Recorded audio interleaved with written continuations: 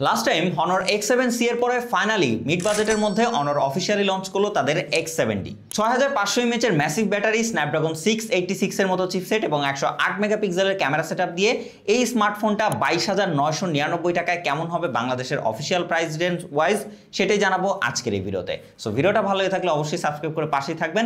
বেশি কথা না বলে চলুন শুরু করা যাক। প্রথমতই বক্স কন্টেন্ট নিয়ে কথা বলবে, সবকিছুই পাবেন এর মধ্যে, যেমন একটা 35 ওয়াটের চার্জিং অ্যাডাপ্টার, চার্জিং কেবল এবং সিম ইজেক্টর টুল, ফাইনালি একটা সিলিকন কেস।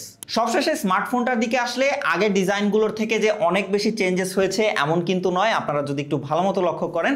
তবে হ্যাঁ, ক্যামেরা বামটাকে আরেকটু প্রফেশনালি টাচ দেওয়া হয়েছে। তার পাশাপাশি এই ফোনটা কিন্তু এবার বেশ খানিকটা বাল্কি, কারণ এর ওজন হচ্ছে অলমোস্ট 208 গ্রামের আশেপাশে। তার পাশাপাশি এইটা টোটালি প্লাস্টিক বিল্ডের একটা ফোন। মোটামুটি হাতে ধরে যে একেবারে চিপ ফিল হয় তা না, কোয়ালিটি বেশ ভালো। অনেকেই হয়তো বুঝতে পারবেন না যে এটা প্লাস্টিক, অনেকের কাছে এটা কিন্তু মেটালও মনে হতে পারে। তার পাশাপাশি পোর্টস অ্যান্ড বাটনে এবার সবকিছুই রয়েছে আগের বারের মতোই, সেকেন্ডারি নয়েজ ক্যান্সেলেশন মাইক, আয়ার ব্লাস্টার সেন্সর। তার পাশাপাশি বাম দিকে আপনারা কিন্তু একটা এআই বাটন পাবেন, তবে এটা কুইক অ্যাকশন বাটন হিসেবেই বেশি পরিচিত আমাদের কাছে। তার পাশাপাশি ফোনটাতে কিন্তু IP65 এর ওয়াটার এবং ডাস্ট রেসিস্ট্যান্ট সার্টিফাইড পাচ্ছেন। মোটামুটি ধুলাবালি বা হালকা পানির ছেটা ফোটা এইগুলোতে কিন্তু এই ফোনটার তেমন কোনো প্রবলেম হচ্ছে না। ডিসপ্লের দিকে আসলে এই ফোনটাতে ব্যবহার করা হয়েছে একটা TFT LCD প্যানেল, যেটা HD+ 120Hz refresh rate support রয়েছে এবং এইখানে কিন্তু প্রোটেকশন হিসেবে জাস্ট আপনারা একটা টেম্পার গ্লাসের প্রোটেকশন পাচ্ছেন। সো হাইলি কোনো প্রোটেক্টেড ডিসপ্লেটা না। তার পাশাপাশি HD+ এবং 120Hz ডিসপ্লে যেহেতু, সেক্ষেত্রে এটার স্মুথনেস যথেষ্ট ভালো ছিল। তবে এই যে TFT LCD প্যানেল, এইটা শুনে হয়তো অনেকের মাথায় আকাশ ভেঙে পড়তে পারে, কারণ এই বাজেটের ফোনে কিন্তু আমরা ম্যাক্সিমাম ফোনগুলোতেই অ্যামোলেড ডিসপ্লে দেখতে পাই। এর থেকে অনেক কম বাজেটের ফোনগুলোতেও আমরা এই মুহূর্তে অ্যামোলেড ডিসপ্লে দেখতে পাচ্ছি। সেদিক থেকে TFT LCD ওয়াইজ এইটা কিন্তু যে একেবারে খারাপ তা না। তবে হ্যাঁ, ডেফিনেটলি আমরা এই বাজেটে একটা অ্যামোলেড ডিসপ্লে আশা করি। তো সেদিক থেকে ডিসপ্লের রেজুলেশন এবং কোয়ালিটির কথা বলে, যেহেতু এটা জাস্ট HD+, ফুল এইচডিও না, তো সেক্ষেত্রে রেজুলেশনের ঘাটতি আপনার কাছে কিঞ্চিত মনে হবে অবশ্যই। তার পাশাপাশি এইটার যে কালার রিপ্রোডাকশন সেটা আমার কাছে মোটামুটি ভালো লেগেছে, ভিউইং অ্যাঙ্গেলও ঠিকঠাক রয়েছে। এবং বেজেলের কথা বললে সেখানে আমরা চিন এরিয়াটাকে একটু বেশি বেজেল দেখতে পাচ্ছি, আদারওয়াইজ সাইডেরগুলো মোটামুটি মিনিমাল রয়েছে। তাছাড়া এই ডিসপ্লেতে 700 নিটস ব্রাইটনেস সাপোর্ট করছে, সেদিক থেকে আমরা ইনডোর আউটডোর সব জায়গাতেই ব্যবহার করেছি। ডিসপ্লের ভিজিবিলিটি নিয়ে খুব একটা ইস্যুতে পড়তে হয়নি আমাদের, তবে আরেকটু বেশি হলে অবশ্যই ভালো হতো। এর পাশাপাশি ফোনটাতে ডুয়েল স্টেরিও স্পিকারের সাপোর্ট রয়েছে এবং এখানে কিন্তু অনার ক্লেম করছে 400% ভলিউম। তবে হ্যাঁ, এটা যথেষ্ট লাউড, কিন্তু 400% অ্যাকচুয়ালি না, ওই 100%টাকেই তারা বাড়িয়ে 400 দেখাচ্ছে। সেদিক থেকে সাউন্ডের মোটামুটি ভালো লাউডনেস রয়েছে এবং ক্ল্যারিটিও যথেষ্ট রয়েছে। অপারেটিং সিস্টেমের দিকে আসলে ফোনটাতে আপনারা out of the box Android 15 with MagicOS 9 এর সাপোর্ট দেখতে পাবেন। এবং সেদিক থেকে আমরা যদি ইউআই এর কথা বলি, ইউআইটা কিন্তু যথেষ্ট ফ্লুয়েন্ট একটা এক্সপিরিয়েন্স আমাকে দিয়েছে।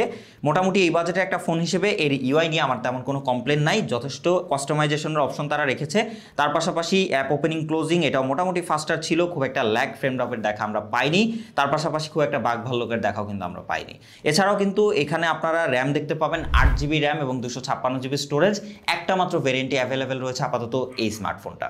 সবশেষে চিপসেটের দিকে আসলে এইখানে আপনারা স্ন্যাপড্রাগনের 685 এর সাপোর্ট পাচ্ছেন, যেটা কিন্তু 6 ন্যানোমিটার আর্কিটেকচারে বিল্ড করা একটা অক্টাকোর প্রসেসর এবং রয়েছে অ্যাড্রিনো 610 এর জিপিইউ। সেদিক থেকে আপনারা একটা অ্যাভারেজ মিড রেঞ্জ পারফরমেন্স যেরকম পেয়ে থাকেন একটা স্মার্টফোন থেকে, ওই এক্সপিরিয়েন্সটাই পাবেন। এটা অ্যাকচুয়ালি কোনো গেমিং ডিভাইস না বা গেমিং কোনো এক্সপিরিয়েন্স আপনাকে দিবে না। রেগুলার লাইফ আমরা যারা হচ্ছে মাল্টিটাস্কিং করি বা কন্টেন্ট মিডিয়া এনজয় করি, সোশ্যাল মিডিয়া ব্যবহার করি, তাদের জন্য আসলে এই ফোনটা এবং ওই অডিয়েন্সদেরকে টার্গেট করেই বানানো হয়েছে, যার জন্য ওরকম হাইলি কোনো পারফরমেন্স প্রসেসর এইটাতে নাই। তার পাশাপাশি টুকটাক গেমিংও যদি করতে চান, যেমন এই ফ্রি ফায়ার বা হচ্ছে আপনারা অ্যাসপাল্ট 9 এরকম টাইপের যে গেমগুলো রয়েছে, এগুলো বেশ ইজিলি খেলতে পারবেন, তেমন একটা প্রবলেম হবে না। ভালো বিষয় হচ্ছে এই চিপসেটটা কিন্তু খুব একটা হিট জেনারেট করে না। সো যেতটুকুই আপনি পারফরমেন্স পাবেন এটা মোটামুটি স্টেবল থাকবে, খুব একটা আপনারা পারফরমেন্স ড্রপ করতে দেখবেন না। তবে ভালো ব্যাপার এখানে রয়েছে 6500 mAh এর ম্যাসিভ একটা ব্যাটারি পাচ্ছেন এবং 35 ওয়াটের ফাস্ট চার্জিং সাপোর্টও পাচ্ছেন। খুব তাড়াতাড়ি এটাকে চার্জ করে ফেলা যায় এবং একবার চার্জ করলে কিন্তু আপনারা ইজিলি 10-12 ঘন্টার স্ক্রিন অন টাইম পাবেন, কারণ যেহেতু এখানে হচ্ছে ডিসপ্লে রেজুলেশনটাও কম এবং চিপসেটও 6 ন্যানোমিটারে। সো সেদিক থেকে পাওয়ারটা কিন্তু অনেকটাই কম এখানে ইউজ হচ্ছে। তো আপনারা যদি নর্মালিও ব্যবহার করেন 1.5 থেকে 2 দিনের কাছাকাছি ব্যাটারি ব্যাকআপ পাবেন আপনারা এই ফোনটি থেকে। ফাইনালি আমরা ক্যামেরা সেগমেন্ট নিয়ে কথা বললে এখানে একটা মাত্র লেন্স আপনারা কার্যকরী পাবেন, যেটা 108 মেগাপিক্সেলের এবং ফ্রন্টে রয়েছে একটা 8 মেগাপিক্সেলের সেলফি ক্যামেরা।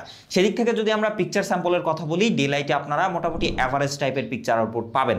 108 মেগাপিক্সেল অনেক বড় শোনারও এখানে আপনারা ডিটেলের ঘাটতি বেশ খানিকটা পেয়ে যাবেন। আপনারা যদি ছবিগুলো একটু জুম করে লক্ষ্য করেন, ম্যাক্সিমাম ছবিগুলো দেখবেন একটু একটু স্মুথ করে আসে প্রসেসিংয়ের পরে, বাট এটা কিন্তু একেবারেও বাজেট ফোন না। সেদিক থেকে আমি বলবো যে হ্যাঁ, ক্যামেরা সেটআপে বেশ খানিকটা দুর্বলতা রয়েছে।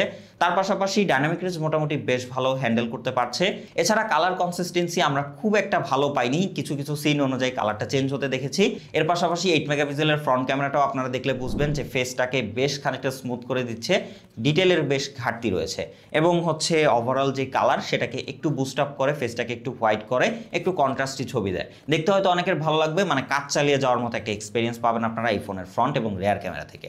একই সাথে পোর্ট্রেট নিয়ে কথা বললে এখানে আপনারা দুইটা ফোকাল লেন্থে পোর্ট্রেট নিতে পারবেন, 1x এবং 2x। দুইটাতেই মোটামুটি ইউজেবল ছবি আসলেও ওই যে বললাম ম্যাক্সিমাম ছবিগুলোই বেশ খানিকটা স্মুথ করে আসে, ফেসটাকে অনেক স্মুথ করে দেয়। এবং কালারের কথা বললে সেটাও আসলে কালার কনসিস্টেন্সি মিস করে, এক এক সময় এক এক কালার আউটপুট দিয়ে থাকে, কখনো বেশ খানিকটা ওয়ার্ম, কখনো একটু লালচে ভাব, আপনারা ছবিগুলো দেখলে বুঝতে পারবেন। এছাড়াও এখানে যে ভিডিও সেগমেন্ট রয়েছে সেখানে জাস্ট 1080p 30 fps এ ভিডিও করতে পারবেন, মানে 1.5K বা 2K এরও সাপোর্ট নাই। এটা বেশ খানিকটা হতাশাজনক। এবং এখানে কোনো রকম স্টেবিলাইজেশন না থাকায় ভিডিও প্রচুর শেকি ভাব আসে। সো আপনি যদি একদম স্টেবল রেখে ভিডিও করতে পারেন তাহলে এই ভিডিওটা কাজে লাগাতে পারেন, না হলে বেশ খানিকটা বেগ পেতে হবে।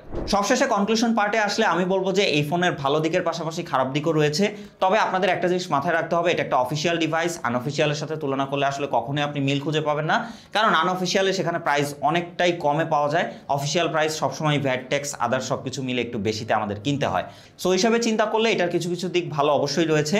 যারা হচ্ছে রেগুলার লাইফ জাস্ট কাজবাজ করার জন্য যে অ্যাপ্লিকেশনগুলো রয়েছে সেগুলো ব্যবহার করার জন্য, মিডিয়া কনজিউম করার জন্য একটা ফোন খুঁজছেন লং ব্যাটারি লাইফ সহ, তাদের জন্য কিন্তু এই ফোনটা মোটামুটি খারাপ না, ভালোই একটা ফোন হবে। তবে হ্যাঁ, যারা পারফরমেন্স সেন্ট্রিক ফোন খুঁজছেন তাদের জন্য কিন্তু বিষয়টা টোটালি আলাদা। সো বাকি ডিসিশন টোটালি আপনার উপরে। ভিডিওটা ভালো হয়ে থাকলে অবশ্যই লাইক, কমেন্ট, শেয়ার, সাবস্ক্রাইব করে পাশে থাকবেন। দেখা হবে নেক্সট কোনো ভিডিওতে। সেই পর্যন্ত খোদা হাফেজ।